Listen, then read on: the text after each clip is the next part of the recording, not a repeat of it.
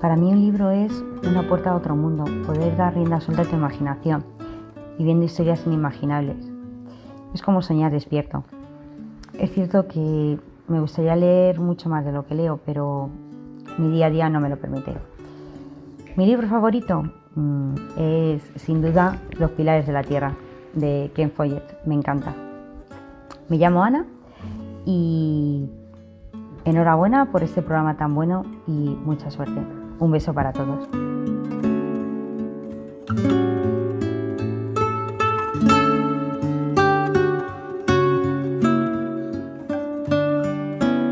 Si su mirada está fija en el 40×20, su voz estará dentro de tu cabeza mientras las guerreras o los hispanos disputen un campeonato. También le has podido escuchar describiendo otros muchos hitos de nuestro deporte. Pero entre ríos y tempestades cayó de aparente rechace en el balonmano y cual pivote se ancló a la frontal del área, del micro, narrando de cara, eso sí. Es fácil encasillarle dentro de este deporte e imposible descalificar su labor profesional. Ni 2 minutos malos, ni 2 segundos sin estar callado, posiblemente. Sus narraciones son frenéticas y con sustancia. Como narrador, confirmo de primera mano que es muy fácil cometer dobles durante una retransmisión. Coges una expresión, la usas, se repite una jugada y la vuelves a usar. Infracción y golpe franco a la moral del narrador porque el espectador ha cambiado de penal. De canal. Paco Caro no comete pasos en falso durante sus narraciones. Eso tiene un secreto que casi siempre le acompaña bajo el brazo: la lectura. Seguro que ha recibido más de una amonestación de varias librerías. Paco machaca libros sin piedad. Su situación emocional, me llega a confesar, se mide por los libros que ocupan su mesilla. Charlamos ahora con Paco Caro, narrador en Televisión Española. Bueno, Paco Caro, ¿qué tal? ¿Cómo estás? ¿Qué hay, Javi? Bueno, pues aquí sobrellevándolo de la mejor manera posible, intentando convertir los días en lo más útiles posibles. Que parezca que hay rutinas o algo. Sí, no es fácil, porque en eso sí que reconozco que... Yo admiro mucho a la gente que es capaz de incluso en esta situación tan particular, haber creado rutinas que siguen una pauta de trabajo a todos los niveles, incluso planificarse el día. A mí es que eso reconozco que me suele costar normalmente, pues supongo que en estos tiempos, en esta situación tan complicada, me está costando todavía más, pero bueno, lo sobrellevo de la mejor manera posible. Sí, yo he llegado a ver en Twitter a lo mejor que la gente decía, no, yo me he visto, salgo hasta la puerta y vuelvo a mi casa y trabajo. Digo, vamos, me parece, Sí. me parece eso ya el sumum. Admiro mucho, de verdad que de las cosas que más voy a rescatar de este periodo de confinamiento es eso, es la capacidad de la gente para... iba a decir como autoengañarse o por lo menos ser capaces de, insisto, mantener una serie de pautas que supongo que les convierte en esto en algo un poquito más llevadero. Yo sí que es verdad que, además, en relación a lo que fue el comienzo del confinamiento, sí que al principio sí tenía esa idea. De hecho, me acuerdo que me hice en un cuaderno, un planning de qué tenía que hacer más o menos, una rutina de me levanto por la mañana, hago ejercicio físico, tal.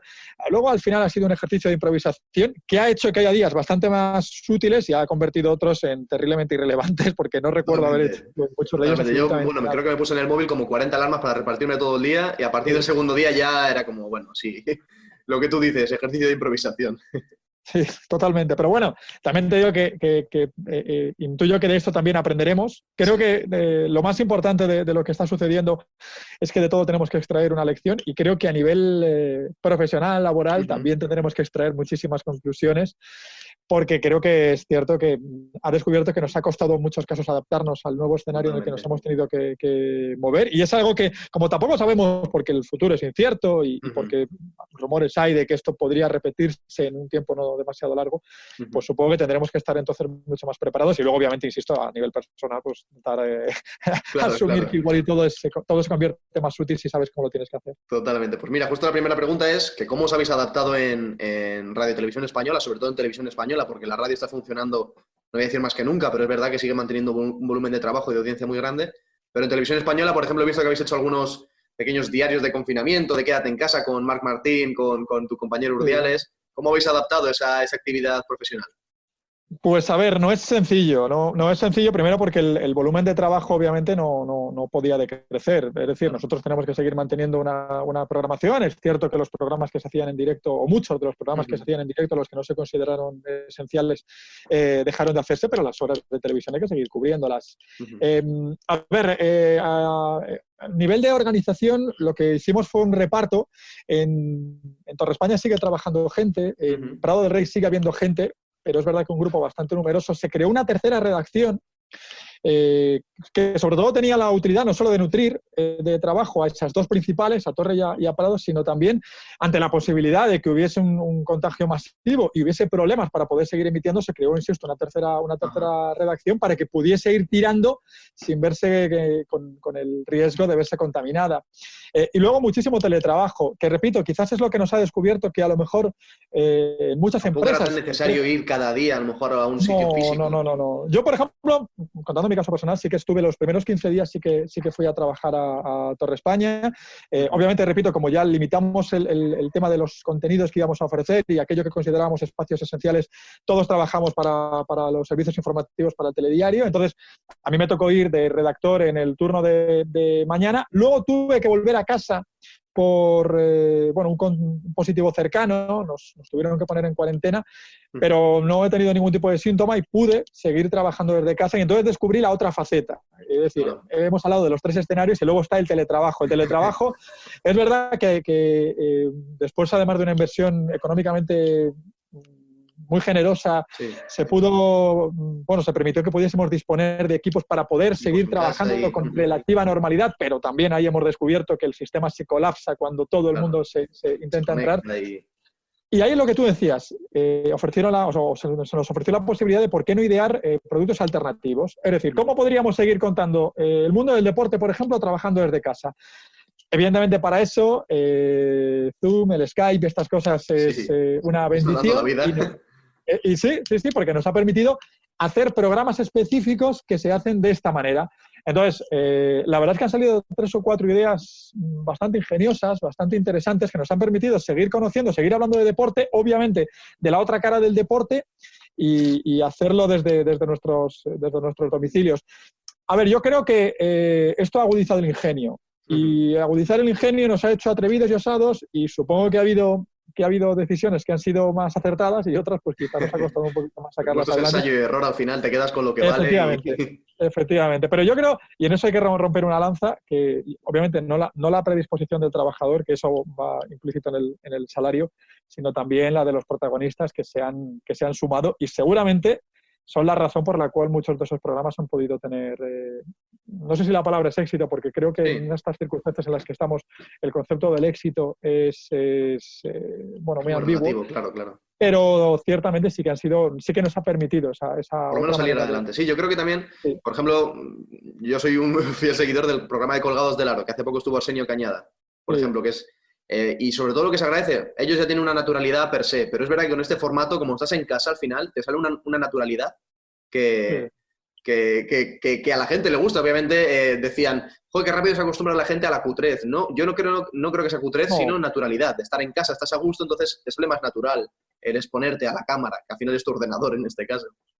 A ver, yo creo que es verdad que la gente que está o que se ha movido ya en esos terrenos pantanosos tiene una normalidad a la hora de hacer esto que le ha resultado pues terriblemente beneficiosa. Total. Es cierto, porque es verdad, y luego lo más lo vas descubriendo. Muchas veces uno se plantea, claro, estar delante de una cámara convencional, pues obviamente hay una... Los focos, si hay público en algunos programas incluso... Todo genera una sensación de estrés y de tensión que es bastante grande. Pero luego, sin embargo, te ves ante esto y hay muchos momentos que al final acabas dándote cuenta de que también, hombre, no te voy a decir que cueste lo mismo, porque obviamente no es igual, porque obviamente estás en tu propia casa, en tu domicilio, todo es más tranquilo, pero sí que es verdad que te das cuenta de que esa naturalidad que tú decías, hay gente que la tiene mucho más interiorizada y le resulta mucho más fácil. Pero bueno, al final es como todo. El que acaba teniendo un talento, una capacidad para manejarse ante la cámara, pues supongo que al final se adapta también a esto y ya está. Y decías tú lo de la cutrez. A ver, evidentemente si nos planteamos evaluar la puesta en escena en estas situaciones, pues obviamente es complicado, pero creo que tampoco el consumidor, o el consumidor en este caso, es consciente de la realidad en la que estamos y lo que intenta rescatar es más el mensaje de aquello que le quieres contar y no tanto la puesta en escena. Repito, es complicado, Claro. se intenta maquillar, porque tú lo has visto. Sí, se adapta, se ponen como pantallas muy... Sí, yo he visto cosas que me hacen mucha gracia. En quedarse en casa, por ejemplo, es una constante de pantallas que van surgiendo para intentar cubrir, porque obviamente este plano, el plano de la... Claro, es este rectangulito, pero adaptado a... Sí. No da mucho juego, pero con ideas yo creo que somos capaces de hacer un producto que no está a la altura de una situación normal, de normalidad, pero que yo creo que han quedado cosas realmente muy apañadas. Y repito, sobre todo yo creo que tenemos que rescatar que en todos los medios se han hecho productos cuyo mensaje me parece mucho más que digno, ¿eh? Sí, no, sobre todo en el tema deportivo también, se tira mucho de partidos vintage, competiciones vintage, que eso, vamos, yo obviamente como aficionado soy el primero que me encantan, que ya cuando estábamos, por así decir, en la normalidad, disfrutabas de vez en cuando un partido vintage, pero ahora, claro, ahora esto se multiplica. Yo creo que esa es una de las... En ese hay que reconocer que Televisión Española tiene un... Bueno, hay archivo para... Ahí está, tenemos un archivo. Y que seguramente, fíjate, hablando de las conclusiones que tenemos que extraer, creo que esa es otra conclusión que en Televisión Española hay que sacar. Es el hecho de que muchas veces cuando lamentamos, que es cierto, las dificultades que ahora tenemos para intentar ir a la pelea en el mercado de derechos, porque obviamente los recursos económicos que tienen otras empresas es una capacidad mayor que la nuestra. Pero es verdad, intentar sacar provecho a una cosa que quizás en muchos momentos hemos infrautilizado y que es una seña de identidad que tiene que ir ligada a esta casa. Tenemos algo que no puede tener nadie más, que es el hecho de que hay un archivo, porque durante años en este país no había otra televisión y todos los eventos deportivos se ofrecían a través de la misma pantalla, pues sacarle provecho. Que es cierto que no puedes construir, y eso quizás es nuestro gran problema, no puedes construir una programación, una parrilla en torno solo a eso. Obviamente. Pero creo que dosificadamente y ofreciendo esos productos poco a poco, me parece un contenido tremendamente interesante y que el espectador, como tú has dicho, los que lo han vivido en su día les gusta recordarlo y los que no lo han visto pero saben de aquello, lo disfruten muchísimo. Entonces yo creo que es una cosa que tendremos que cuando esto pase, tendremos que seguir aprovechando, insisto, de una manera más relajada, pero tendremos que sacar provecho de ello porque y es cierto, creo que, y en eso Paco Grande tiene toda la razón, Paco Grande, el ideólogo el conductor, él siempre insiste que los ideólogos fueron Carlos González y Ernest Rivera, el conductor de Conexión Vintage, es una máxima que él defiende y al final, además él siempre dice lo mismo, durante mucho tiempo hay gente que ha incluso trivializado su opinión al respecto, bueno, en fin de cuentas, infravalorábamos el hecho de que Paco defendiese esa idea. Pero se ha demostrado que es así, que es un producto que a la gente le gusta mucho. Sí. Sí, ahora, bueno, justo hace poquito antes de empezar esta llamada, ya por ejemplo se ha determinado en el balonmano la Junta Directiva de la Federación que ya se anula por completo la competición este año. Sí, yo creo que era una cuestión, bueno, por mucho que sea cierto, y supongo que eso es una máxima de todas las federaciones deportivas, el hecho de que que querían intentar apurar las opciones para poder acabar disputando las diferentes competiciones, creo que es evidente que iba a ser prácticamente imposible porque las medidas de seguridad no pueden garantizar y en el escenario que nos movemos de tantísima incertidumbre era complicado el hecho de poder sacarlo adelante. A ver, evidentemente eso genera un problema que es el que ahora va a arrastrar y es que más o menos todo el mundo entiende que era lógica la suspensión de la competición este año, que no hubiese más partidos. El primer paso, ser la primera competición en... Claro, y ahora hay otro problema, que es ¿cómo determinas? Porque tú no pretendes castigar a aquellos que se hayan ganado el derecho a ascender. Incluso es un consuelo para aquellos que estaban en puestos de descenso, pero claro, los que pretenden ascender, y de hecho ahora lo lees, ha pasado horas y en las redes sociales ya se leen, los que dicen, vale, va a subir el primero, pero ¿por qué no el segundo? Si el segundo está empatado con el primero. Entonces empiezan a idear, ¿por qué no se con los primeros? Claro.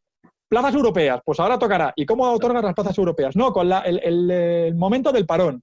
Vale, pero entonces, eso de la simetría... Su estrella lesionada durante esas últimas 2 semanas y no sé qué. Ya, es que... Entonces, apela alguno, también... primera vuelta. Sí, es que va a suceder en todos los deportes. Claro. Pues creo que en esto tenemos que ser lo suficientemente... tener el sentido común suficiente para entender que es una situación muy anómala. De fuerza mayor que se ponen los contratos. Claro, la excepcionalidad de la decisión obliga a que las soluciones tienen que ser excepcionales y no van a gustar a todo el mundo. Pero repito, que tenemos que tener el suficiente sentido común como para entender que el momento no permite muchas maniobras y muchas alternativas. De hecho, te voy a decir una cosa. Por ejemplo, me parece peor, hablando de balonmano, lo que ha hecho la IHF, que ha decidido que las ligas de campeones sí se van a disputar, en el caso de la masculina, en el mes de diciembre, el 27 de diciembre, en el 27-28 de diciembre. En el caso de la femenina se jugará en el septiembre y no saben si en formato en lugar de Final Four se harán los 8 equipos que estén clasificados para cuartos. Es decir, pero el resto de competiciones europeas sí las suspendes. Eso sí me parece peor, porque sí discriminas. Es decir, la gente que haya disputado semifinales de la Challenge ya no las disputa. Se queda sin la opción de poder pelear el título. Y sin embargo, la Liga de Campeones, por intereses económicos, decides que sí se van a celebrar. Entonces, sí creo que prefiero una solución que al final... sí, al final que sea una decisión que abarque a todos. Si nos dañe a todos...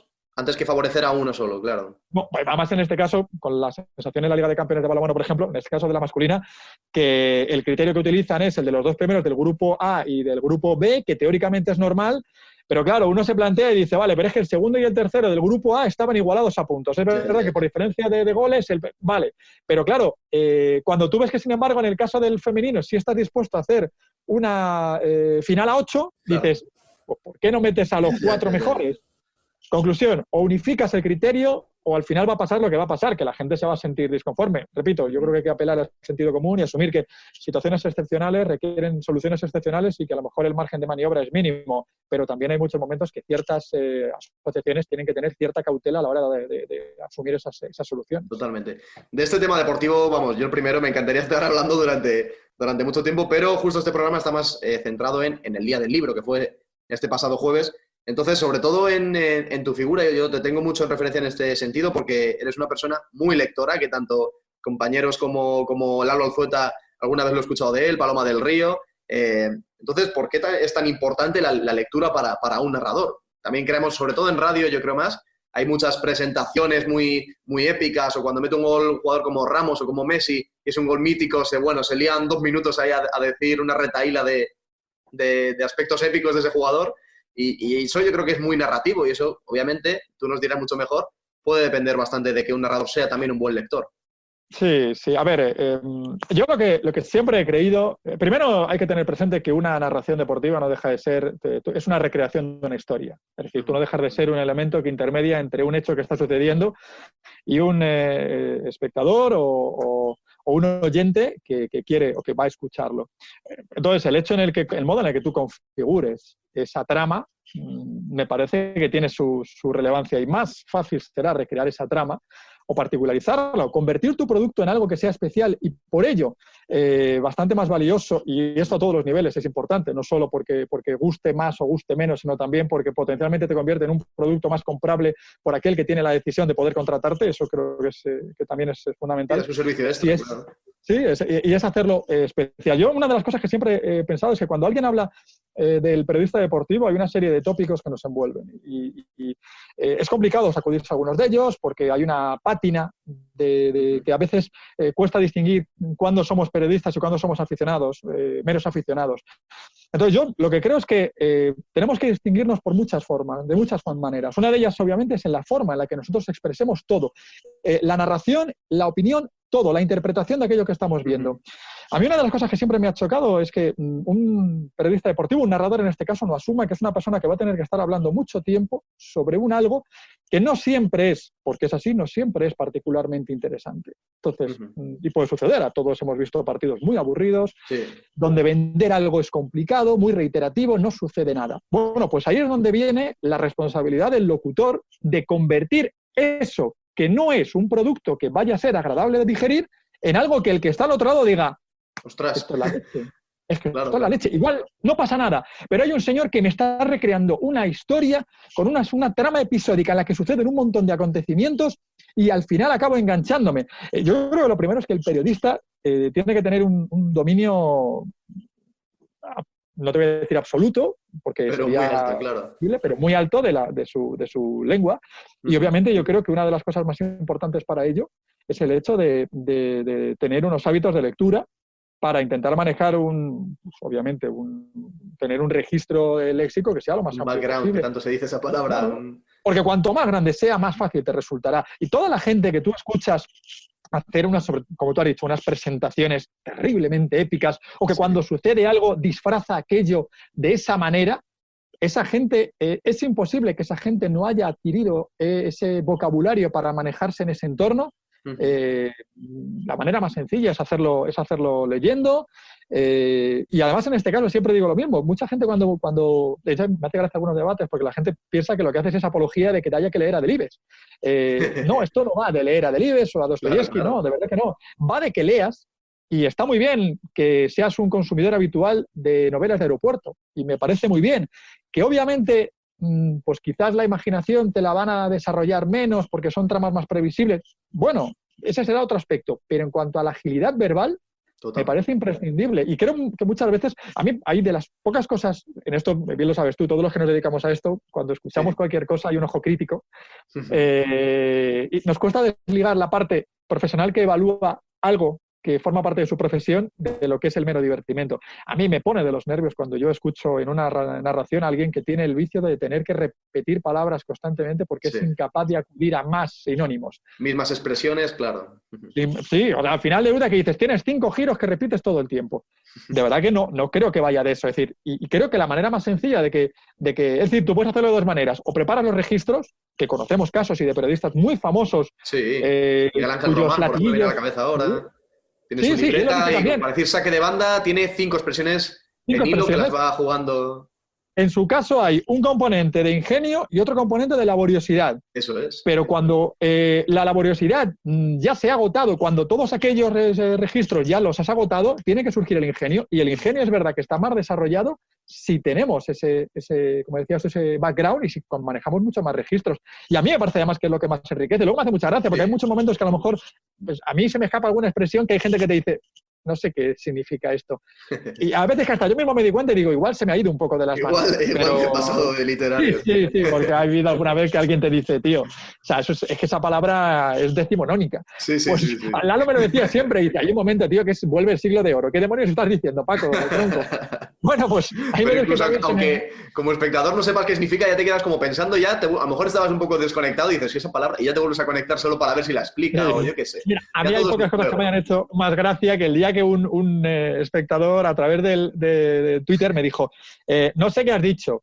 Entonces yo me acuerdo que acabé, le respondí cuando terminó el partido y le dije, oye, sí, igual se me ha ido esta vez, no recuerdo qué palabra era. Y me dice el tipo, no, sí, me ha parecido tan chocante que me he ido al diccionario a buscarla. Qué bueno. Pues yo dije... Hombre, pues igual y todo, no es que estemos para esto, pero igual fomento algo. Yo me siento muy orgulloso, que luego, repito, luego Lalo siempre me dice que vuelve el siglo de oro y que igual no hay que llegar a esos niveles, pero sí que creo que tenemos esa obligación, que tenemos la obligación de manejar y la manera más sencilla es leer y es verdad que yo soy una persona, también te diré una cosa, yo no soy de aquellos que ha leído desde que tenía... Claro, eso te quería preguntar, sí, que desde los 10 años ya es lector compulsivo y... Yo, mira, además siempre me hace mucha gracia porque yo siempre repito mucho aquello de que yo acabé siendo periodista deportivo por matar una frustración. Yo quería estar al otro lado. Yo iba a jugar, veía jugar a la gente. Yo jugaba el balonmano de pequeño. Llegué a un punto en el que yo me di cuenta de que no tenía talento para ello. Entonces, mi frustración por la falta de talento... No digo que todos, yo creo que la gran mayoría nos acabamos dando cuenta de eso y dices, pues bueno, voy a seguir disfrutando toda mi vida de esto, intentar, pero desde otra parte que me pueda... Al otro lado. Que pueda sentir algo protagonista. Pero yo se lo digo muchas veces. Ayer tuve una charla con la Federación Andaluza de Balonmano y es verdad que viene la gente y te dice y todo el mundo, y la curiosidad, cómo acabas, cómo te da, y es muy recurrente. Yo siempre le dije, digo, yo estoy aquí. Y había chavales de categorías menores, pero yo se lo dije, digo, lo más triste es que yo daría lo que he hecho en mi profesión por disfrutar 2 días de lo que lográis vosotros, porque a mí me gustaría estar al otro lado. Y esto fue el recurso que encontré pues con la lectura me pasó lo mismo. Yo de pequeño, y lo saben mis padres, luego también habría mucho que hablar, no es sencillo, muchas veces la gente se equivoca. Cuando intentas si un niño acaba entendiendo que leer es una obligación, no va a disfrutarlo. Y como no lo va a disfrutar, va a ser complicado que luego, motu propio, decida coger un libro y ponérselo a leer. Yo pues esa idea también, sí. Yo creo que hay cosas que sí, pero hay que naturalizar el hecho de que se acerquen los chavales al libro que además que se ajuste más a su edad. Bueno, pues yo con 10 años era uno de esos que a mí me acuerdo que mis padres que eran muy lectores, me daban un libro y yo era como, ¿a mí qué me estás contando? Y me compraba muchos libros para de juveniles, yo los ignoraba, y yo empecé a leer... porque con 16 años, fíjate, con 16 años, Sí, sí. yo, bueno, a través de unos amigos de mis padres, empecé a trabajar haciendo una sustitución en una portería, con 16 años. Ostras. A ver, mi labor era simplemente sentarme en la puerta, vigilar que no entrase mucha gente, barrer un poco el portal Y darlo y por los controlar días. que cuando viniese el... Sí, y que cuando viniese el cartero repartí yo las cartas. Esa era mi tarea. ¿Qué Exacto. pasa? Que eran muchas horas y no había nada que hacer. Entonces yo, como mi hermano el mayor sí que había heredado rápidamente ese hábito de leer, mi hermano tenía un montón de libros de un escritor que se llama Frederick Forsyth, que escribe libros de bueno, suspense, guerra, y bueno, el primer día me aburrí tanto que el segundo día, tuve que pasar un mes entero, que el segundo día me llevé un libro por el hecho de llevarme algo y de pasar Bueno, las horas, sí, sí, sí. y además me acuerdo del libro, que se llamaba Los perros de la guerra. Bueno, pues me vi y dije, bueno, y me acuerdo que al día siguiente dije, me queda medio de este, me voy a llevar otro. Y me llevé otro de Larry Collins, que es otro escritor bueno, de temática parecida. Pues así empecé yo. Pero yo hasta los 16 años no era una persona. Lo que pasa es que es verdad que luego siempre he creído mucho en esa máxima de que los conversos somos siempre los más fanáticos. Cuando decidí meterme en ello, pues igual lo he hecho con cierta desmesura. Pero A lo mejor te has vuelto loco, claro. Sí, que hace mucha gracia, porque todo el mundo te dice lo mismo, lo de, tú, cuando por ejemplo tengo sobrinas y te dicen, venga, a ver tu sobrina cuando le lleves el libro, digo, pero si yo con 10 años no cogía un libro. A ver. Lo que pasa es que el día que lo cogí me cuesta soltarlo, pero Exactamente. bueno, así que sí, se empieza tarde, pero si luego al final le coges gustillo, porque al final es eso, yo le decía, bueno, pues mira, se me hacen las horas, se me pasan más deprisa y demás. Sí, sí. Así fue el tema. No, yo me acuerdo igual que a lo mejor te mandaban con 12 años el Lazarillo de Tormes o La Colmena y decías tú, pero ¿cómo te vas a leer el Lazarillo con 12 años? Y a lo mejor ahora lo lees y ves que es una obra, obviamente, pero con 12 años no puedes entender qué es el Lazarillo. Entonces es lo que tú dices, que son cosas de esas que luego poco a poco, por un libro de repente, yo me acuerdo que en mi caso fue El sueño de mi desvelo, por el baloncesto de Daimiel. Y ya a partir de ahí, de un gancho, vas cogiendo y vas tirando. Además, por eso siempre digo hablando de lo del día del libro y de las temáticas, de verdad que yo muchas veces tengo la sensación de cuando se evalúa que es un buen lector. Un buen lector es un lector que lee mucho o un lector que lee libros que se entienden los críticos y lingüistas, buenos, que son los libros buenos. O que es premio. Yo supongo que el que lea Thomas Mann a todas horas, pues será un tipo muy culto y será fantástico. Pero yo de verdad creo que, sobre todo para nosotros, que lo que nos dedicamos es a hablar, está muy bien lo de la temática, porque obviamente cuanto más complicado es, te va ayudando, el hecho de que sea más denso, que te obligue a pensar, también se genera otros beneficios. Pero que yo lo que creo es que de verdad que yo tengo amigos que con mucha facilidad de palabra y lo que leen son novelas de aeropuerto, son, bueno, pues seguidores incondicionales de... Sí, de entretener y... Sí, de Dan Brown y ya está. Pero es verdad, al final tienen el músculo, lo tienen, no se atrofia el músculo porque lo que leas no tenga un Nobel, ¿eh? Eso sí que lo tenemos que tener claro. Entonces yo creo que es una cosa que también a veces sí que hay que tener claro.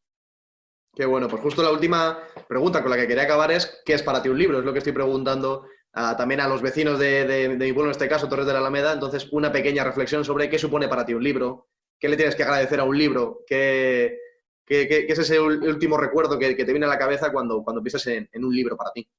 Pues mira, voy a ser... iba a decir un poco original, más que nada porque la frase no es mía, pero me parece tan maravillosa que me veo en la obligación de plagiarla. A ver, yo soy una persona una persona tendente a la soledad, es verdad. Soy un tipo bastante solitario, porque además soy una persona que es algo que a muchos les chocan, que alguien se dedique a esto siéndolo, pero lo soy. Soy un tímido. No sé si la palabra es patológico, pero sí soy una persona muy tímida. Y al final los libros se han convertido en un lugar donde me sumerjo para intentar combatir esa situación en la que a lo mejor por sentirme, repito, por esa timidez, pues a lo mejor me invita más. Sí. Y yo recuerdo que hay una en la película de la traducción de Amor y Letras, hay un momento en un diálogo en el que el protagonista dice que cuando estaba hablando de un libro muy gordo, 1000 y pico páginas. Sí. Que de hecho el libro lo que es lo que parodia esa situación es el libro es La broma infinita digamos que habían parodiado a alguien que leía lo que era la versión cinematográfica de la Broma Infinita. Que quien lo haya leído sabrá a lo que me refiero. Es un libro muy grueso, muy denso y demás. Y él hay un momento en el que dice una frase que, repito, es maravillosa, que es que la ficción se creó para combatir la soledad. Y él decía, reflexionando, dice, hay un problema, a veces da la sensación de que lo que hace es fomentarla. Digamos que yo creo que a mí un libro que supone es un refugio al que vuelvo constantemente y que además me permite o me invita a leer diferentes libros a la vez, porque no siempre el refugio al que necesito acudir es el mismo. Y cuando, por ejemplo, me voy a trabajar y voy caminando por la calle, pues leo un tipo de libros y cuando llego a casa y me dan las 10 de la noche y necesito bajar el diapasón del día, leo otro libro diferente porque, insisto, lo que me permite es sumergirme en algo que me abstrae del día a día. Hay libros para momentos, claro. Sí, libros para momentos. Entonces, si me dices, ¿qué supone para ti un libro? A mí es un refugio. Me parece un refugio maravilloso que, insisto, se crea para combatir el hecho de estar solo, aunque muchas veces al final te invite excesivamente a estarlo. Pero me parece un refugio tan fantástico y te permite vivir aquello que seguramente no vas a poder vivir más que a través de... Y pensar, te invita a pensar cosas que seguramente por ti mismo va a ser complicado que llegues a reflexionar. Y al final es una inversión, Es tu mejor acompañante para entenderte a ti mismo. Yo también disfruto mucho la soledad, pero porque al final creo que hasta que no te conoces de verdad bien a ti mismo, necesitas mucho tiempo y lo que tú dices, pues el libro es un refugio para descubrir otras facetas de ti, descubrir otros lados de ti que sí. Y además es verdad que esto justo que acabas de decir tú me parece que es algo que descubres cuando lo vives. O sea, crees que sí, no, pero no, es que tal cual has dicho me he visto yo reflejado en ese sentido y es que es así. Hay muchas facetas de mí que seguramente sin esa adicción a los libros me hubiese costado. Y he descubierto mi afición por un montón de cosas absurdas, claro, que un día leyendo descubres que te atrae y resulta que descubres, no que te guste o que te llame la atención, no, que te atrae o que quizás te ha atraído siempre pero nunca te has aventurado a ello y que despierta un algo. Entonces, al final es eso, es una inmersión en ti mismo a través de sus páginas. Y es verdad, tú lo has dicho, que seguramente me cuesta encontrar, y no por ello, esto no menoscabo a mis amigos, claro, no se preocupen, pero me cuesta encontrar, es un amigo siempre fiel, porque además siempre digo lo mismo. Hay tantísimos libros que la fidelidad de cada uno de ellos consiste en que puedes probarlo. Yo que he sido siempre una persona que he recelado mucho de tener que abandonar libros. Hay un momento de tu vida en el que descubres, tú empiezas un libro y no siempre, porque no todos, como te he dicho, hay libros para momentos y hay libros para personas. Exactamente. Y ha habido libros que has empezado y que igual no te terminan de llenar. Te han dicho que es el mejor libro de su vida mucha gente, pero para ti no te cala. Sí. Simplemente es decir, hay libros que tienen que generar desasosiego. Claro. Pero si un libro que no está llamado a generar desasosiego te lo provoca, es que no es el libro para ti. Exactamente. Entonces, tienes otros muchos y seguramente lo mejor que podemos hacer es buscar los libros que nos agraden. Y repito, hay algunos que están llamados a desasosegarte, pero porque es de eso. Esa es la clave de ese libro. Y buscar, y al final son grandísimos amigos y amigos que además ocupan espacio, que por otra parte suele ser el problema de las mudanzas, pero amigos que estoy encantadísimo de que compartan conmigo el espacio y mi día a día. Fenomenal, Paco. Pues te lo agradezco muchísimo todo lo que nos has dicho y sobre todo haber sacado un ratito para... Fíjate que vamos a decir 10 minutillos y tal, pero al final cuando el tema agrada, pues va saliendo solo. Así que te lo agradezco muchísimo y te mando un abrazo enorme. Un abrazo muy fuerte y nada, sobrellevarlo lo mejor posible y a leer incluso en estos tiempos. A acompañarnos. A acompañarnos. Un abrazo muy fuerte. Bien, Paco. Hasta luego.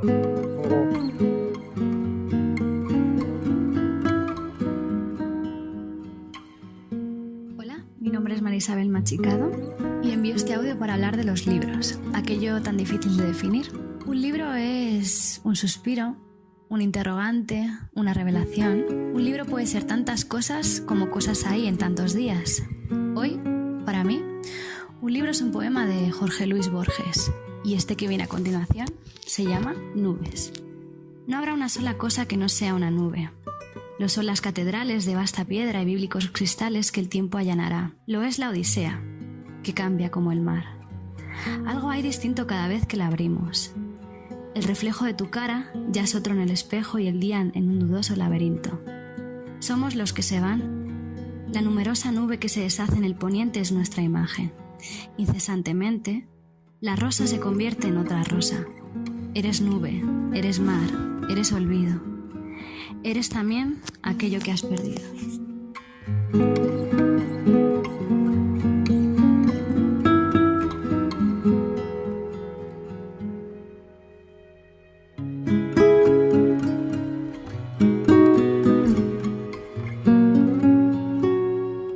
Para mí, un libro es mi momento de desconexión. El sentarme a leer al final del día, dedicarme tiempo para mí y disfrutar de la lectura. Ánimo, chicos, me encanta esta iniciativa.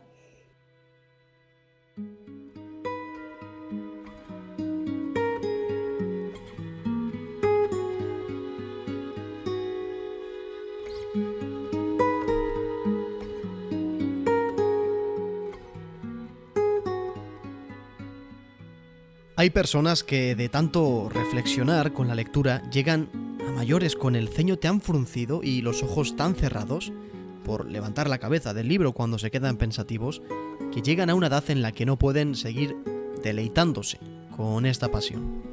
Su vista un día dijo basta.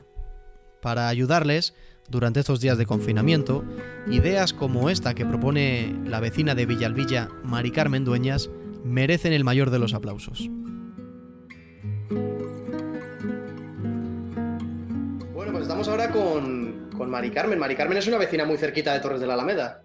Hola, ¿qué tal, Javier? ¿Qué tal? Vamos. Aquí desde Villalbilla, muy cerquita. Cerquita estamos. Muy bien, muy bien. Pues durante esos días de confinamiento a Mari Carmen se le ocurrió una idea en la que cuando me enteré me gustó mucho intentar participar. Tuve poco tiempo, pero de la manera de lo posible intenté implicarme. Cuéntanos cuál fue esta idea. Bueno, pues yo soy monitora del programa de mayores activos de Villalbilla, soy la coordinadora y tengo un chat, pues imagínate, lleno de gente mayor, porque bueno, los mayores de ahora están todos conectados ya. Van metiéndose también en este mundo. Sí, sí, entonces lo que sí que me di cuenta que a medida que pasaba el tiempo decaían mucho los ánimos, porque el hecho de ser una población de riesgo, de estar pasando lo que está pasando, estar encerrados, muchos solos porque son viudos, y además pensamos que con la espada de Damocles encima, pues porque además eran momentos muy duros, estaba muriendo muchísima gente en ese momento, amigos, y se estaba pasando muy mal, entonces había que hacer algo por ayudar y por entretener. A nosotros el ayuntamiento los encerró los primeros, a los mayores, entonces pues ya llevaban, cuando todos empezaron, ellos ya llevaban casi 15 días. Entonces se me ocurrió hacer eso. Primero hicimos una semana de retos y luego empezamos con la lectura del libro. Que habéis participado. Que era buena idea hacer una especie de audiolibro, ¿no? Más o menos, esa fue la idea. Sí, sí, es un audiolibro, pero realmente la idea era acompañar. Exactamente. Es como si nosotros estuviéramos sentados ahí con ellos en el sofá leyéndoles un trocito de un libro. Esa era la idea. ¿Qué obra elegiste para esta actividad? El amor en los tiempos del cólera, y pues no sé, me parecía que era adecuada por el rango de edad que estamos hablando. Y bueno, pues la verdad es que sí que les ha gustado bastante. Partiendo de la base de que Gabriel García Márquez siempre es un buen momento para leerle, entonces sí, era apuesta segura. Sí, sí. Era apuesta segura. ¿Y cómo ha ido esta actividad? ¿Cómo la has organizado? Yo más o menos obviamente sé cuál ha sido la organización, pero cuéntanosla. Bueno, pues principalmente empecé a buscar voluntarios. María, mi hija, se ofreció y empezó a lanzar. Yo tengo gente que contacté yo. María contactó ya con todos vosotros, a los que no llegaba yo. Y bueno, pues hubo un momento que tuvimos incluso que decir no podemos coordinar a más gente, porque ya ha sido un proyecto de 20 personas, que era complicado ya de coordinar. Y no paraba la gente de apuntarse, que eso ha sido una maravilla. O sea, eso ha sido una sorpresa vamos, tremendo. Hombre, también quería preguntarte cuáles han sido esas sorpresas, esos beneficios que también te llevas tú al haberlo organizado. ¿Cuál ha sido también ese feedback que has recibido de la gente, sobre todo de estos mayores, pero también de los participantes en general? Pues mira, de los participantes que hemos estado trabajando súper bien organizados, con una ilusión tremenda, todo el mundo muy preocupado que se lo oyera bien, que si lo estoy haciendo bien, y todos lo estaban haciendo de cine, vamos, ya quisieran. Muchas empresas de audiolibros tenemos contratados a todos. Anda. Los mayores, pues lo más bonito de todo es ahí lo que me acompaña, me la pongo aquí un ratito y dejo de pensar en otras cosas. O qué bien leéis todos, es que es una maravilla, qué bien se os entiende. Básicamente la compañía y durante ese trocito, ese espacio de tiempo que están escuchando, olvidarse de que estamos encerrados y con esta historia. También ha sido gracioso en el chat decir, joder, ya que me acostumbraba a tener a Fermín Adaz en mi día a día, ya... Sí. Muy bien. La verdad es que sí, que la gente ha participado con muchísima ilusión, que eso es lo más bonito de todo. Claro, entonces más o menos la organización era que cada 10 minutos, cada capítulo más o menos, fuéramos leyendo de uno en uno hasta construir lo que es la obra entera del Amor en tiempos de cólera. Pues fíjate que hemos llegado a 40 audios aproximadamente de 20 minutos cada uno. O sea, fíjate si hemos llenado espacio en el tiempo. Qué bueno. De estas personas.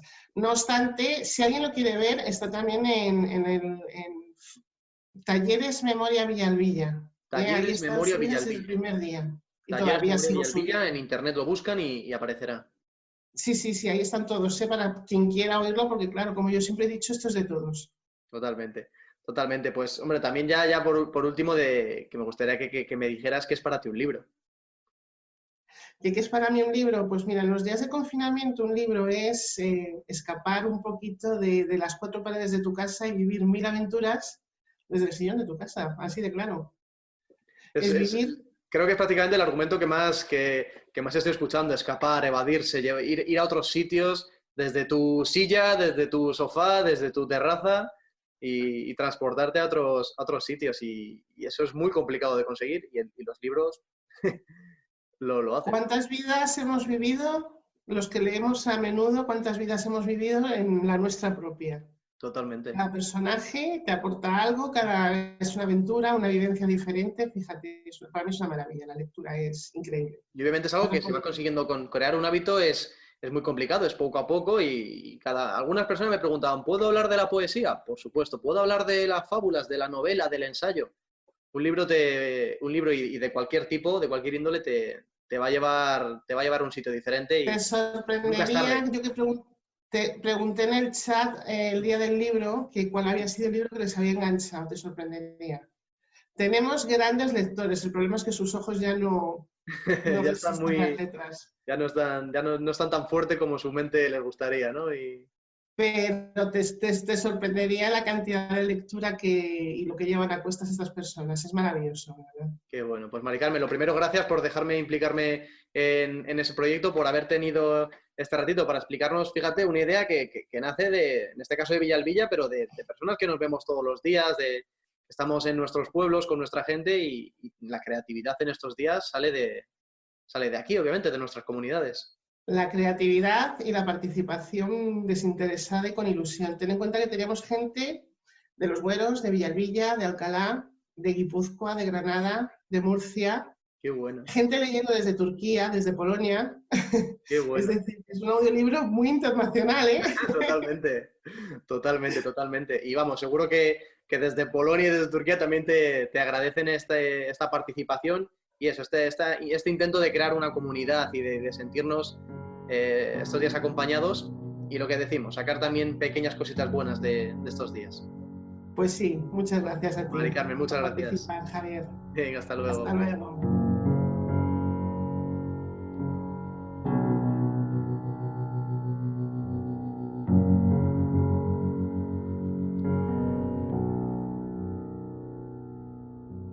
Pues para mí un libro, o mejor dicho la lectura, creo que es un deporte de riesgo para la mente y para el alma, porque puede llevar tus emociones al máximo, puede hacer que reflexiones sobre ti y el mundo que te rodea y, ¿por qué no?, hacer que te enfrentes a valores o ideas que tenías arraigadas y que quizá te das cuenta pues que no eran las correctas.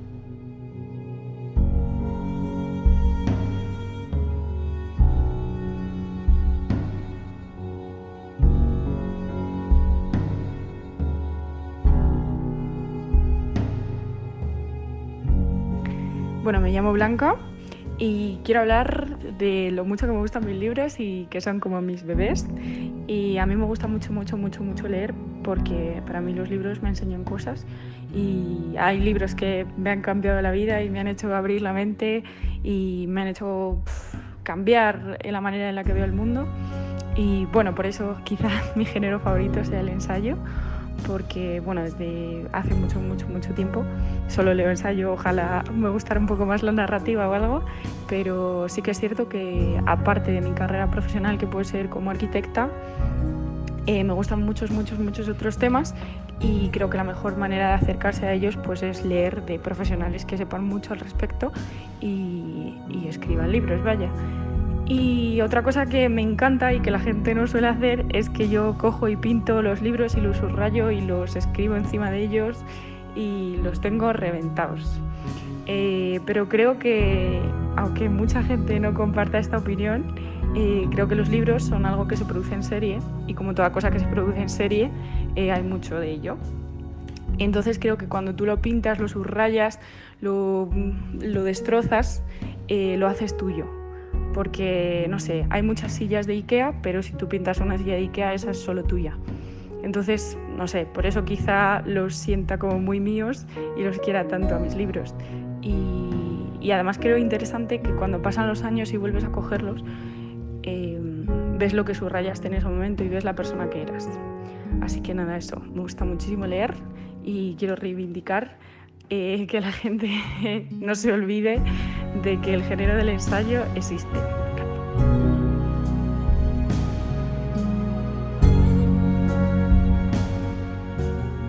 Hay quien le pide peras al olmo o quien le busca 3 pies al gato. Javier Mayoral prefiere echarle un cable al periodismo para encontrar la cicatriz que cure su herida. Doctor en la materia y licenciado en Filología Hispánica, Javier profesa la docencia del periodismo en la Facultad de Ciencias de la Información de Madrid desde el año 2000. Actualmente dirige el Departamento de Periodismo y Comunicación Global de esta facultad complutense. Durante los años 2000 y 2001, sus directrices estaban puestas en los informativos de fin de semana de Telemadrid. Pese a contar con publicaciones tan variopintas como poemarios o novela infantil, el grueso de su obra está protagonizado por la narrativa audiovisual, por el uso de las fuentes de información y la obra del columnismo de Francisco Umbral. A la media implicada, Javier no ha venido a hablar de su libro, pero sí de los libros, los cuales prefiere no mitificar. ¿Qué tal, Javier Mayoral? ¿Cómo estás? Hola, ¿qué tal? ¿Cómo andamos? La primera pregunta que quería hacerte es ¿cómo has adaptado tu labor docente a este confinamiento? Pues la verdad es que ha sido un cambio, yo creo que muy positivo porque nos obliga a aprender, pero un cambio radical. A mí me encantan las clases presenciales. Me parece que es una forma de comunicación que aúna lo personal, la comunicación más directa y más perfecta que hay, ¿no? Cuando tienes a la gente cerca, miras a los ojos y ves cosas que no ves de otro modo. Pero es verdad que esta nueva situación, que obliga a un cierto esfuerzo, obliga a manejar también herramientas que son muy útiles, muy útiles. Uh-huh. Yo he tenido cierta resistencia a utilizar esas herramientas, como el campus virtual, por la indicación de la universidad de que nadie se quedara sin la tecnología suficiente para seguir las clases y demás. He dejado pasar un tiempo, he intentado que el seguimiento de las clases no sea absolutamente imprescindible para el seguimiento de las asignaturas, pero debo decir que ha sido un descubrimiento. Yo creo que es muy útil, sobre todo cuando no hay otra posibilidad. Cuando nos den a elegir, yo seguiré prefiriendo la clase presencial para ver, para tocar. No hay comparación. No hay comparación. Sé de primera mano, afortunadamente, que fomentas mucho la lectura en tus clases, pero la fomentas de una manera muy aperturista, por así decir. No hay un libro rígido, tenéis que leer este libro, este manual, este código, sino que das varias opciones de lectura. Entonces, ¿cómo ayuda también esta manera de cuán importante es la lectura en la educación y de qué manera sueles promoverla? Yo creo que la lectura tiene que ser libre. En el momento en el que no es libre ya suena a trabajo y ya no tiene todos los ingredientes de la lectura.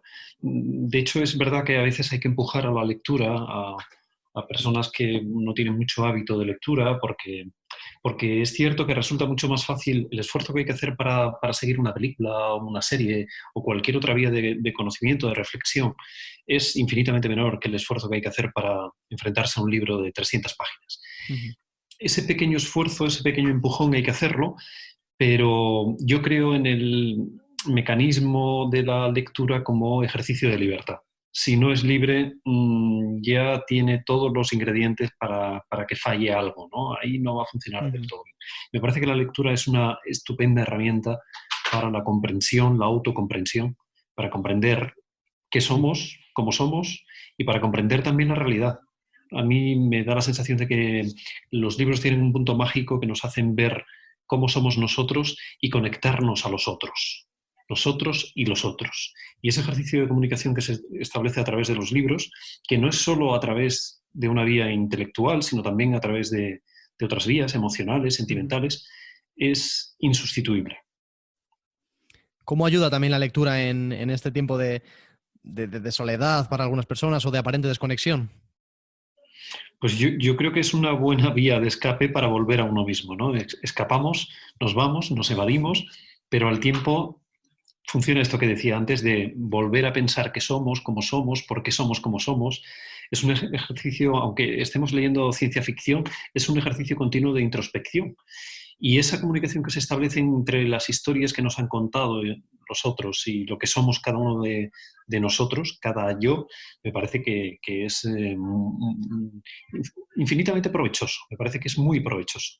Creo además que en la escritura, cada uno de nosotros, cuando nos ponemos a escribir, damos una versión mejorada de nosotros mismos. La escritura nos hace mejores. Cuando yo de vez en cuando leo algunas cosas que escribí hace 15, 20 años y digo, yo no sé si sería capaz de volver a escribir esto. Y digo, está mejor de lo que yo soy. Esto que pensé está bien o está muy mal, pero bueno, está bien elaborado.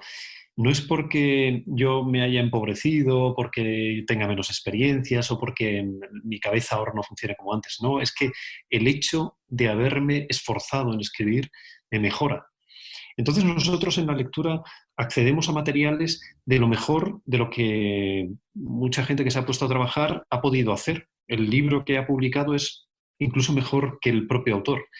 Y por eso es muy bueno combinar la lectura con la escritura. Al final es también evasión para conocerse luego uno mismo. Es la palabra que más me repite la gente cuando le pregunto sobre qué es un libro. Luego te pediré la reflexión personal, pero sobre todo evasión también para descubrir cosas de ti que no sabías en libros, que estaban dentro de ti, pero a lo mejor hasta que no has leído esa frase, esa reflexión de esa persona que lo ha escrito, no te habías dado cuenta. Sí, yo diría que es una evasión inversa. Es decir, es una evasión hacia adentro.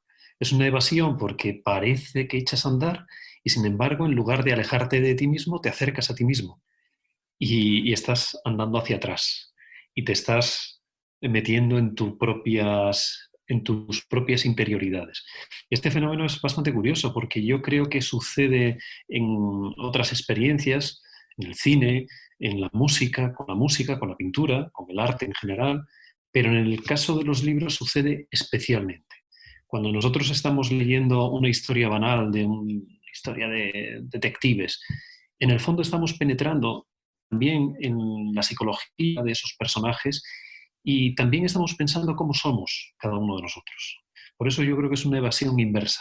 Parece que nos vamos, pero en el fondo estamos entrando en lo más profundo de nuestra alma, ¿no? De nuestro espíritu. Y para esta evasión inversa, ¿qué 3 obras? Pueden ser narrativas, pueden ser poesía, fábulas. ¿Qué 3 obras pueden ser buenas? Yo tengo una gran aversión a las recomendaciones por esto que decía antes de que la lectura debe ser un ejercicio de libertad.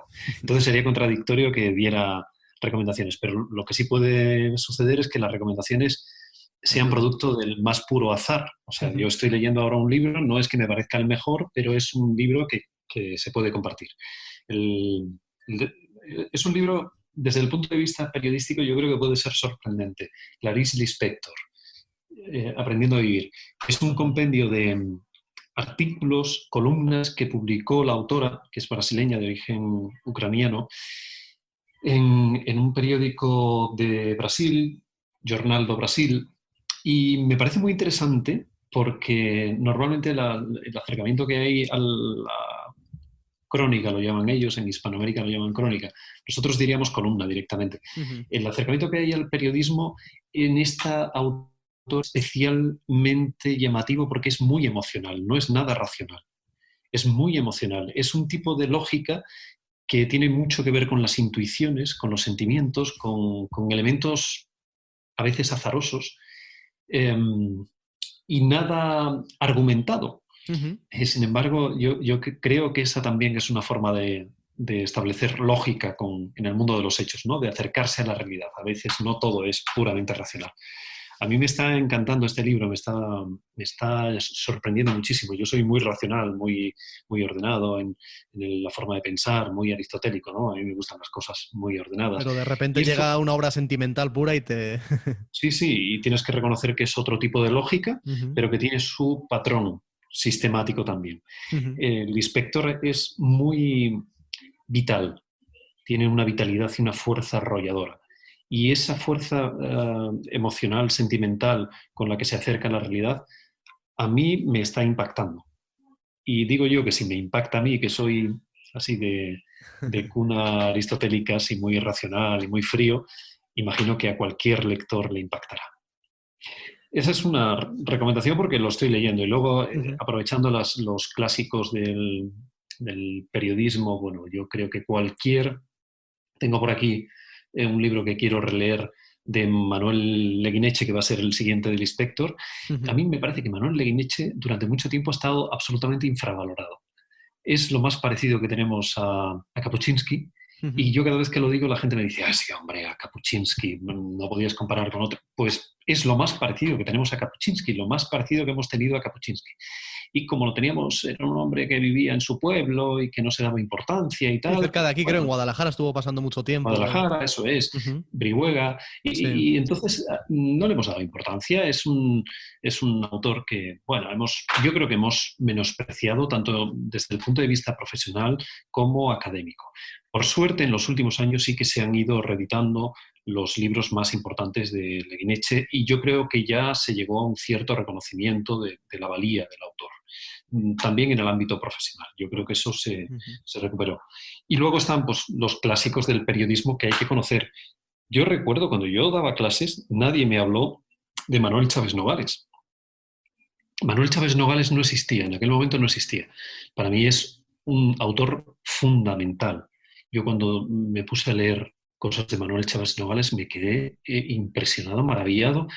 Primero, por la valía de los textos y segundo, porque hubiera estado oculto durante años y años y que nadie se hubiera preocupado de destacar, de desenterrar los papeles de Chaves Nogales.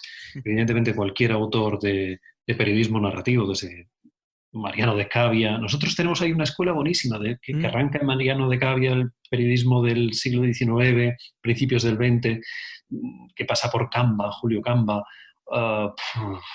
César González Ruano, en fin, hasta llegar a Umbral, ¿no? Ese tronco desde Cavia, Camba, González Ruano, Umbral, es un tronco fecundísimo a partir del cual hay muchas ramas, muchísimas ramas. Y para finalizar, te pido esta reflexión personal de qué es para ti un libro. Ya hemos dado bastantes claves durante esta pequeña charla, pero cada persona está dando su puntita, su definición propia de qué es un libro para esa persona. ¿Qué ha supuesto o qué recuerdo tienes al pensar en la palabra libro? A mí no me gusta mitificar los libros, no me gusta dar definiciones que sean una cosa maravillosa de los libros. Yo creo que los libros están pensados para acercarnos a la vida, no para alejarnos de la vida. Hay mucha gente que parece que se refugia en los libros. Y a mí no me gusta eso, no me gusta mitificar los libros, no me gusta que sea una realidad alternativa. Así como con el modelo de Borges, ¿no? Una doble realidad, la realidad que desprecio, la cotidiana, que me parece vulgar, y ahora ya la realidad de los libros y ese mundo diferente. Bueno, yo no soy dado a ese tipo de planteamiento. A mí me gusta pensar que el libro es un objeto más o menos común que tiene que ver con nuestra vida, con nuestra existencia, pero partiendo de ahí, partiendo de que no me gusta ninguna mitificación, sí creo que el libro es un lugar de encuentro con lo desconocido, un lugar de encuentro con el misterio, con lo que todavía no sabemos, con lo que desconocemos. decía un alcalde de Madrid, Tierno Galván, que cultura es todo lo que desconocemos. Y me parece bien. No es lo que sabemos, lo que llevamos ya conocido, sino lo que nos falta por saber. Ahí es donde debemos buscar, en los libros. Y creo que esa herramienta del libro como lugar de encuentro nos permite acercarnos a los demás, descubrirnos a nosotros y acercarnos a los demás. Y ese proceso de diálogo entre los otros y yo, para descubrirnos a nosotros mismos y también descubrir a los demás, me parece que es una cosa fantástica, que sucede de ordinario, que cada vez que entramos en un libro sucede y que no deja de ser una cosa maravillosa. Genial. Javier, muchas gracias. Nada, Javier. Un abrazo. Encantado, espero que sigas bien y que sigas haciendo este tipo de cosas y que te vaya bien. Lo intentaremos. Un abrazo. Hasta luego. Un abrazo. Hasta pronto.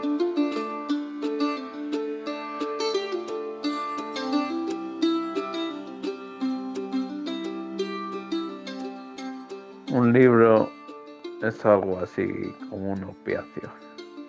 Viene a ser un analgésico contra la vida y a veces tiene severos efectos secundarios.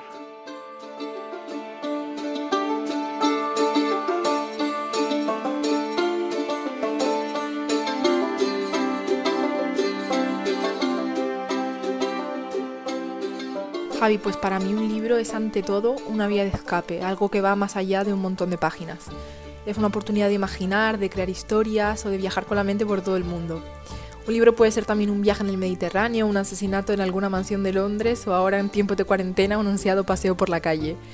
Es también una forma de aprender, de emocionarte y de conocer gente nueva a través de personajes ficticios. Pero sobre todo yo creo que para mí un libro es la cura de todo mal, o por lo menos el remedio de la mayoría de los problemas.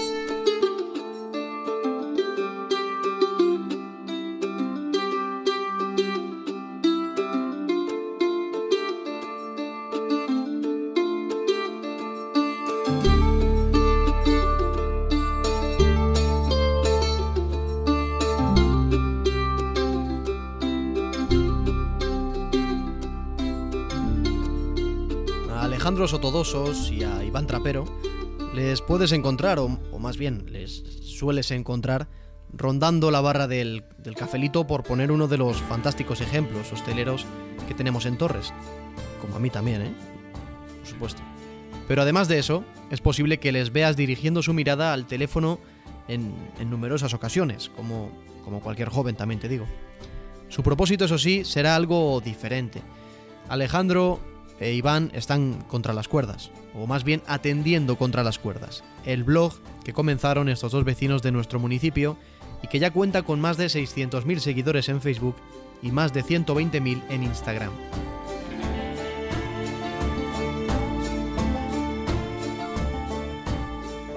Estamos con Iván Trapero y Alejandro Sotodosos, creadores del blog Contra las Cuerdas. ¿Qué tal estáis, chicos?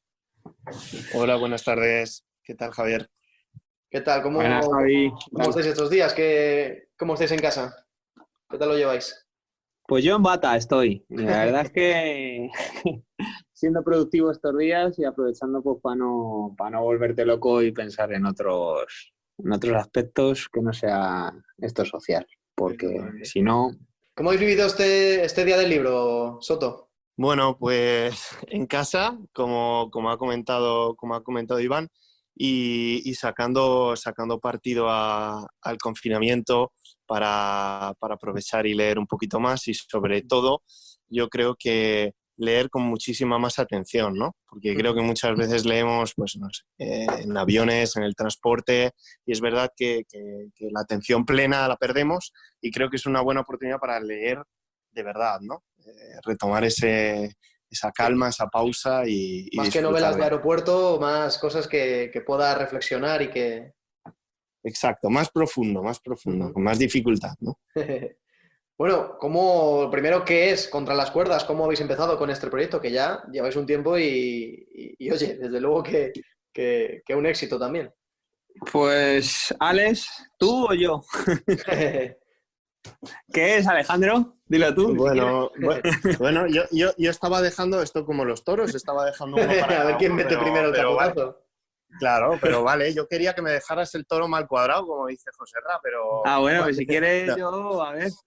No. Banderillas. Como quieras. Bueno, el proyecto, bueno, nace un poco de una necesidad, ¿no?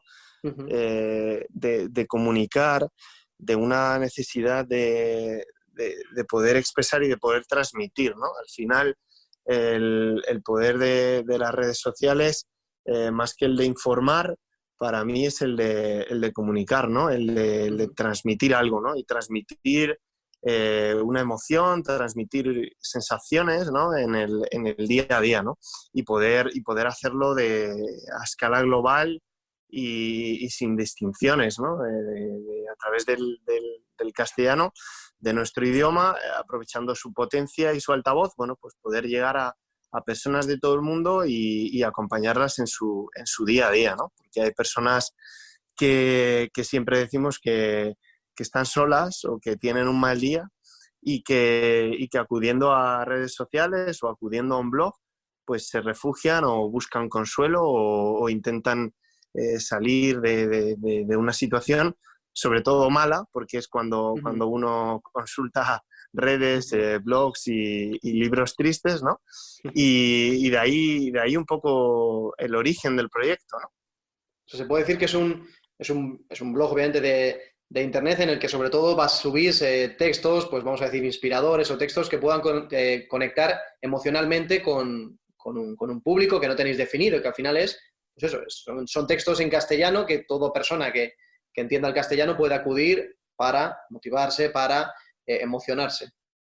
A ver, sí y no, porque con el paso del tiempo, y hablo yo más o menos desde mi idea y ya que esto es un proyecto y hemos ido avanzándolo poco a poco y no hemos querido dejar de crecer y orientarlo a diferentes palos, como dices tú, sí que la verdad hemos querido mostrar, como dice Alex, esos sentimientos, pero que también a veces el texto es lo que ayuda o a veces es la imagen. A veces también queremos hacer, pues, digamos, un collage sentimental, por alguna manera de decirlo, y sí que a lo mejor enlazar de esa manera la imagen con el texto.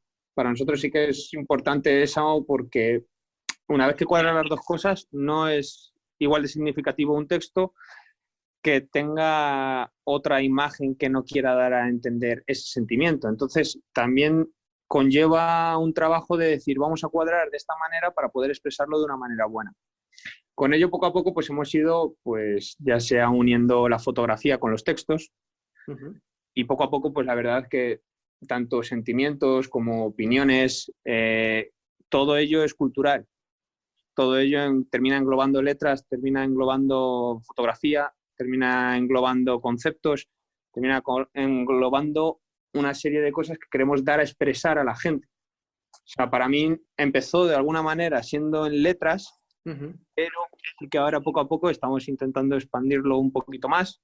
Ahora hace poco recientemente pues hemos hecho el canal de YouTube también y hemos sacado pues un vídeo que le animo a la gente a verlo si quiere. Hemos hablado de la situación actual, de este coronavirus que estamos intentando superar. Y bueno, la verdad es que pues ya hemos intentado pues contactar con cantantes, con gente a lo mejor que de otras índoles y poder juntar todo, ya sea el vídeo, ya sea la voz y sea las imágenes y todo ello pues intentar, como he dicho antes, hacer un collage, digamos, sentimental y unir diferentes índoles y poder dar un contenido diferente, ¿no? Y Alejandro, ¿escribís solo vosotros dos? ¿Vosotros dos sois los creadores? ¿Qué equipo tenéis detrás? Bueno, la verdad es que el proyecto ha pasado por diferentes fases, ¿no? Es un proyecto que lleva más de 3 años funcionando y bueno, al final hemos aprendido mucho, sobre todo de todas las cosas que hemos hecho mal durante este tiempo y creo que es un poco un reflejo este proyecto, como muchos otros, un reflejo al final pues, de la vida, de las relaciones personales y de la gestión, ¿no? Al final.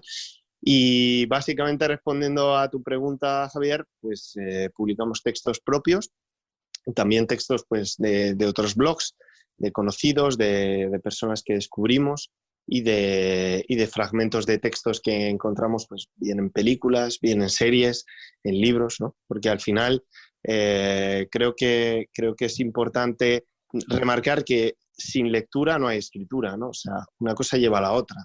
Y si tú no lees, no puedes escribir, porque es lo que comentábamos fuera de micros antes, ¿no?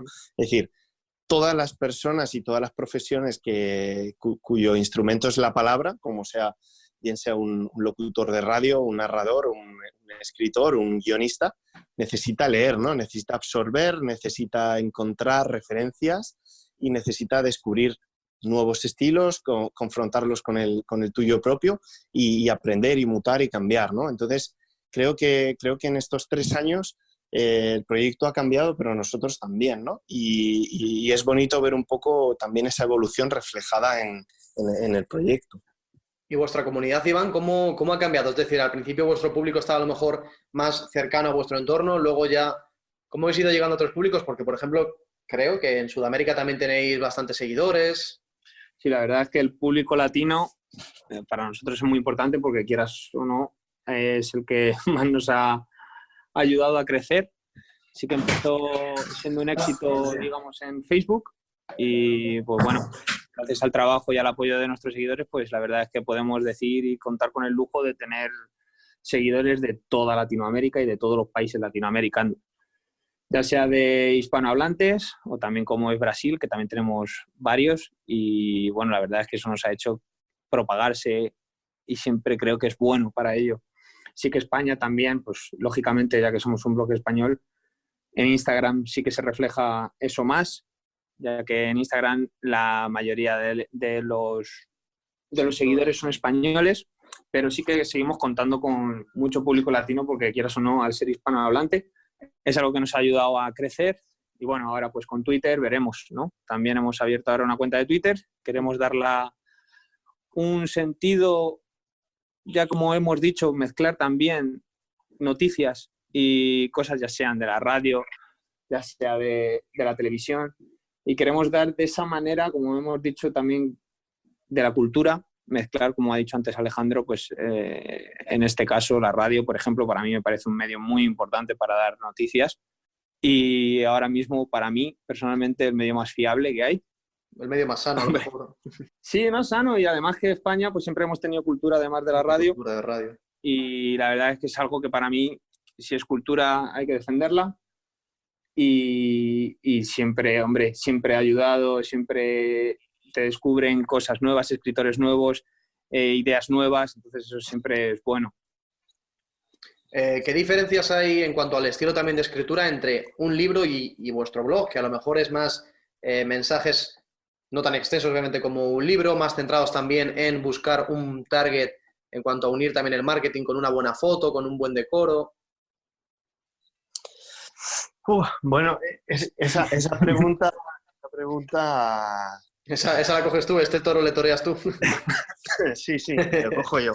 No, porque... ¿Te coges tú?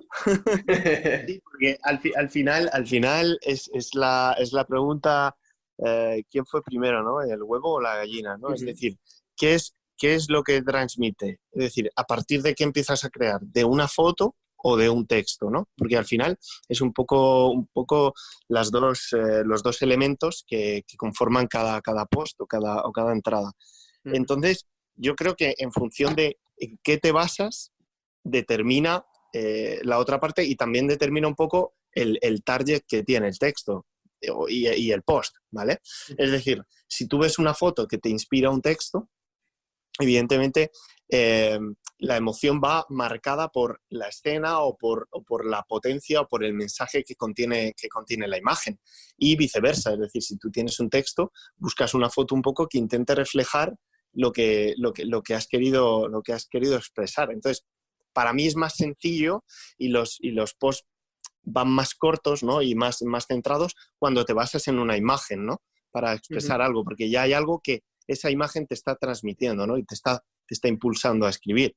Cuando es al revés, bueno, pues puede ser muy variado, porque Iván, por ejemplo, escribe textos más cortos, yo bastante más largos, y al final la diferencia La diferencia con una novela es que la novela tiene una trama, ¿no? Y al final hay que construir una trama, hay que vehicular la acción con personajes, entorno. Exacto, es decir, es mucho más fácil escribir un post de nuestro blog, por ejemplo, que una novela.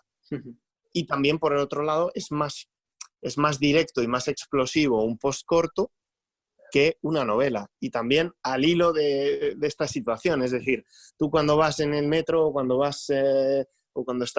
tienes 5 minutos de descanso, no tienes tiempo a lo mejor para leer un capítulo de un libro o continuar un hilo, pero sí que tienes tiempo para ciertas píldoras que puedes leer a través de Instagram, Facebook o Pinterest o cualquier libro y blog no rivalizan, simplemente se complementan.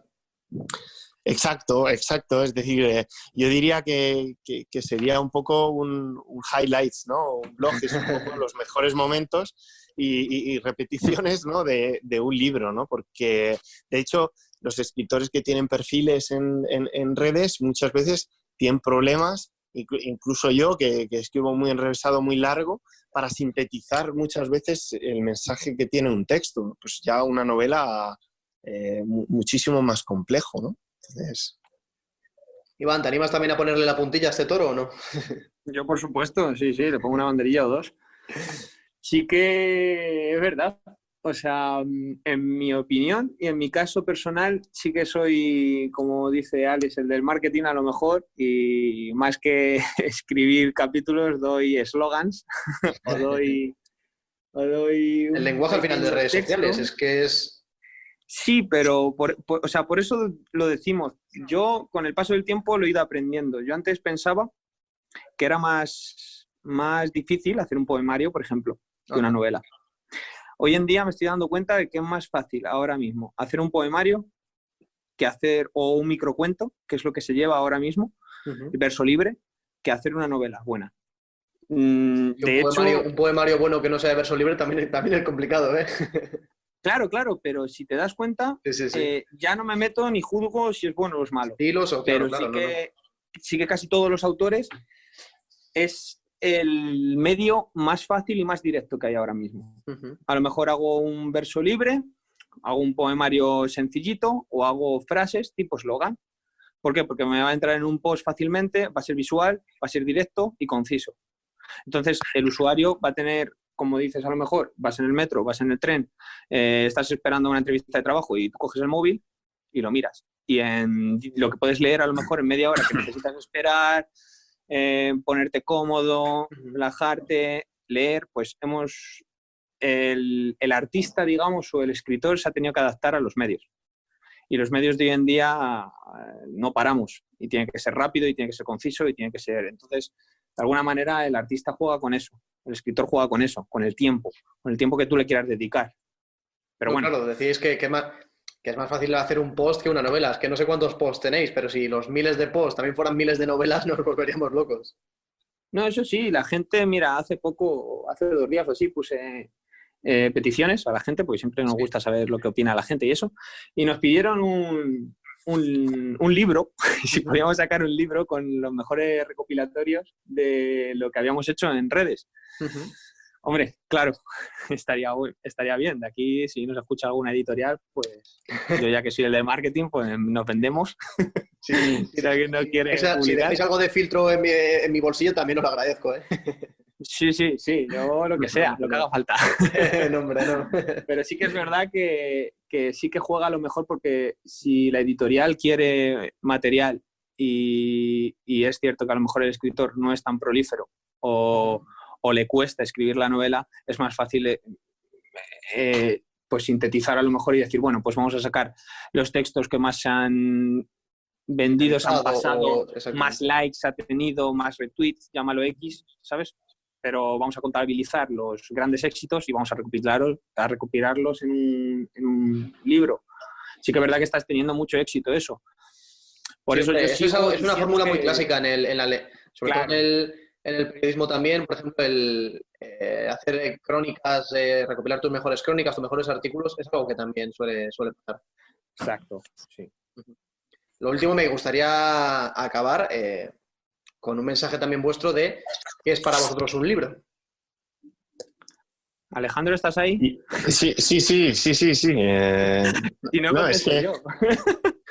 Contesta tú si quieres, porque estoy pensando la respuesta, la verdad, no la sé. Mira, algunas ideas que os doy de lo que he ido diciendo la gente es evasión, es vivir otras vidas, es descubrir otros mundos, descubrirte a ti mismo también con cosas que lees a lo mejor en un personaje, en un ensayo, en un poema que no sabías de ti y lo lees ahí y dices, ostras, pues yo me siento reflejado con esto.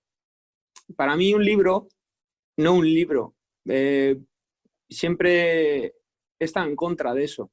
Porque un libro puede ser, ya como he dicho y he citado antes, un poemario, puede ser un cómic, puede ser un manuscrito, puede ser un ensayo. Yo para mí todo lo recojo en lo mismo. Para mí eso es dejar una huella. O sea, dejar tu huella, dejar tu cachito de ti. Y ya sea fantástico, ya sea revelador, ya sea histórico, ya sea de alguna manera, dejas tu punto de vista y dejas tu cachito a los demás. Yo creo que es la manera de hacerte inolvidable o de hacerte inmortal, digamos, con el paso del tiempo. Y es para mí la mejor manera y un sentimiento que ha nacido con el paso del tiempo y del ser humano de no querer morir y de querer dejar su legado, sus pensamientos o lo que él ha sido al resto de la gente, ¿sabes? Para que de alguna manera alguien, aunque nos pensemos que nadie nos comprende, seguro que hay alguien que nos lee. E incluso eso es lo bonito de la lectura y de la escritura, que a lo mejor la mierda que tú escribes, hablando en plata, que para ti no puede ser buena, puede haber alguien que lo idolatre o le marque tanto en una vida que ni tú seas consciente de ello. Y para mí eso es, vamos, eso no tiene precio. El libro a lo mejor lo tendrá, pero la enseñanza de ese libro no tiene No son precio. los 15 euros de la librería o de haberlo sacado en la biblioteca. Pues sí, la verdad es que sí. Alejandro. Bueno, pues yo creo, sinceramente, quizás lo que yo busco, ¿no?, en un libro es sentir cosas, ¿no? Sentir cosas y empatizar, ¿no? Es decir, buscar una conexión con alguien que es el escritor a través de uno o varios personajes, o a través de un verso, a través de una frase, de un detalle, de un comentario o de una reflexión, ¿no? Sentir cosas que tú has sentido, en las cuales te puedes ver identificado o ver reflejado, pero también es sentir o tratar de comprender cosas que no has podido sentir, ¿no? Un libro del Holocausto, nunca lo has sentido, pero eres capaz de ponerte en la piel y poder sentir cosas que jamás podrás vivir o que jamás podrás sentir, ¿no? Entonces, ese poder de teletransportación o de inmersión en otras vidas, en otros momentos, en otras épocas, creo que es un poco lo que para mí define un libro, ¿no? Y al final todo eso son emociones, ¿no? Y volvemos un poco al inicio, ¿no? Nuestro blog busca transmitir emociones y al final un libro también busca transmitir emociones, ¿no? Y creo que la radio busca transmitir emociones, una película busca transmitir emociones y al final el arte en general siempre busca generar sensaciones, ¿no?, en las personas, ¿no? Y creo que eso es un libro para mí. Pues chicos, decidnos dónde os podemos encontrar para quien todavía no os siga. Vamos, yo por ejemplo sé que en Facebook tiene mucho tirón, pero ¿dónde más os podemos encontrar? Ya habéis nombrado ahora una cuenta de Twitter, YouTube. ¿Cómo os podemos Tenemos encontrar? Instagram, igual, Contra las Cuerdas Blog. Tenemos Twitter recién abierto también. YouTube, también lo hemos hecho hace poco. Y de aquí a nada espero poder abrir también con las fotos y los eslogans que estamos subiendo poco a poco de nuestras frases, pues un canal de Pinterest también para que nos puedan localizar. Y nada, sobre todo, pues eso, es leernos. Yo, con que tengan 2 minutitos, 3 minutitos, y si no les gustan, pues por lo menos que nos hayan leído y que digan, oye, les he leído y no nos gusta, pero ya nos han leído. Y para mí eso ya me vale. Pues chicos, muchas gracias, muchos ánimos y un abrazo enorme a los dos. Muchas gracias por a ti, esta iniciativa, Javi. La verdad es que está muy, muy bien. Chicos, un abrazo. Un abrazo. Javi. Adiós. Hasta luego. Chao. Vamos a cerrar este informe de coronavirus con una voz que yo no me esperaba, que ha llegado al correo electrónico, pero que por supuesto tiene cabida y hay que escuchar. Es Virginia del Rincón Joven, la Virgi, vamos, de toda la vida, que nos deja esta pequeña reflexión, este pequeño comentario y sobre todo esta felicitación que también yo reitero y comparto a su sobrino Cristian. Así que Cristian, un abrazo enorme de Alameda Implicada, de Javier Machicado y de Torres de la Alameda. Y muchísimo ánimo, campeón, que podemos con todo. Hola Machi, encantada de tener Alameda Implicada en Torres. Quería darte la enhorabuena por el programa, por el podcast. He escuchado tu anterior, el del domingo pasado, y está quedando muy bien. Enhorabuena. Se nota que tu formación va en buen camino, Machi, y que vas cogiendo confianza con el medio radiofónico. Eso es genial. Y mi audio es un guiño a los jóvenes, Machi. Quería transmitirles mi admiración por cómo lo están llevando y mi apoyo para los días que quedan, que sean los más llevaderos posibles. Quiero reconocerles que no está siendo nada fácil. Bueno, a casi nadie. Estar en este confinamiento prácticamente que está siendo como un arresto domiciliario. Y de la noche a la mañana, sin tener ninguna experiencia antes similar, nos vemos encerrados en casa. Romper con nuestras rutinas. Eso ha sido, yo creo, que lo más difícil para mí, en lo personal. Y toda esta incertidumbre, a mi parecer, pienso en los jóvenes, que son uno de los colectivos más olvidados en todo esto que está pasando. No los oigo apenas nombrar por casi nadie, ni en los medios de comunicación, ni en las medidas del gobierno. Y esto me indigna. Tienen menos derechos por ser mayores de 14 años. Cuando se habla de infancia se les excluye. Y tienen todas las obligaciones cuando se habla de adultos, que también se les excluye. Quiero decir, a mi entender, que están en el limbo, porque los de 14 a 18 años es que no están en ninguna de las medidas y nadie habla de ellos. Teniendo en cuenta todas las necesidades especiales que tienen, pienso en ellos, en que están en esa etapa de desarrollo evolutivo tan especial. Me acuerdo muchísimo de ellos, pienso en cómo tienen que estar viviendo esto de no poder estar con sus amigos y con sus amigas, con su noviete y su novieta. Esos primeros amores que te vuelven loco, loca, que no te dejan pensar en otra cosa, que ponen en tu centro de atención a tu mejor amigo, a tu ligue, y que eso se ha roto y se ha separado. Estas relaciones de iguales, no nos olvidemos que forman parte de su desarrollo, que forman su autoestima, forman su identidad, su personalidad. No sé, también pienso en cómo tienen que estar con sus padres. No olvidemos que cuando estás, todos los que escuchamos este podcast, casi todos hemos pasado por esa adolescencia y esa juventud primera, ¿no? Temprana. Y no olvidemos que es que tienes por sistema una negación constante a todo lo que te dicen tus padres. O sea, basta para que vengan de ellos para que sea un no y un rechazo. Y esto es probar tus límites para la vida de adulto. Entonces, quiero hacer aquí, aprovecho este inciso, para si me escuchan padres, ¿vale? Que sé que es duro, que tener un adolescente joven en casa y también un niño y un abuelo, cada cosa tiene lo suyo, pero en este caso, que es a lo que estoy hablando yo, un adolescente puede ser una bomba de relojería porque se aíslan ya de por sí y se dejan de comunicar con la familia, y claro, en estos días tan importantes de que somos tan pocos los que estamos cerca, que pues eso, que tengáis mucha paciencia, que intentéis, padres y madres y hermanos, pues recuperar un poquillo de de esa comunicación sin forzarla, pero de alguna manera, buscando algo que os una.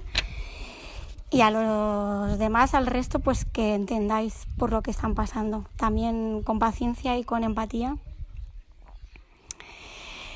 ¿Qué más cosas? Que bueno, desde aquí quiero pues transmitirles mi reconocimiento, mi admiración a todos y a todas y decirles que les echamos mucho de menos.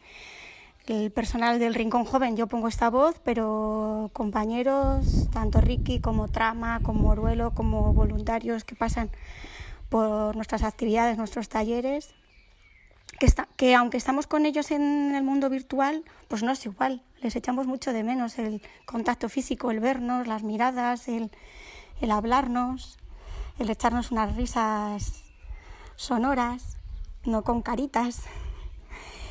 Bueno, también mando un abrazo a todos los torresanos y torresanas, oyentes de Alameda Implicada, y un beso especial para un joven torresano, que el lunes 27 es su cumple y es mi sobrino Cristian. Va a ser un primer cumpleaños dulce, agridulce, ¿no? No me salía, porque va a ser el primero sin un miembro de la familia, sin su abuela, que nos ha dejado y que no es más que otra representación de muchos otros jóvenes y personas que están perdiendo a familiares en estos momentos tan durísimos para asimilar esto y para aceptarlo sin poder hacer una despedida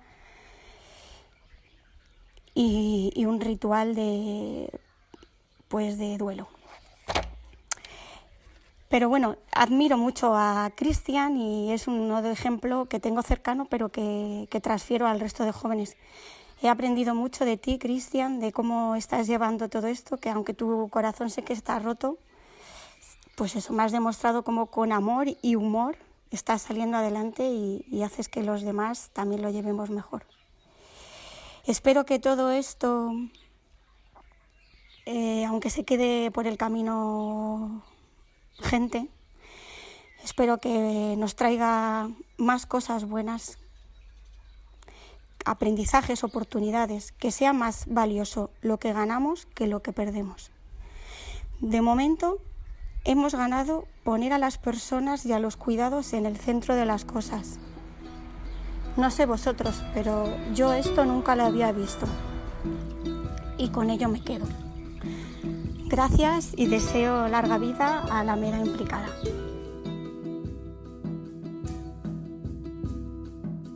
Un abrazo y muchas gracias por haber escuchado Alameda Implicada. Nos escuchamos en otra. Alameda Implicada, Javier Machicado.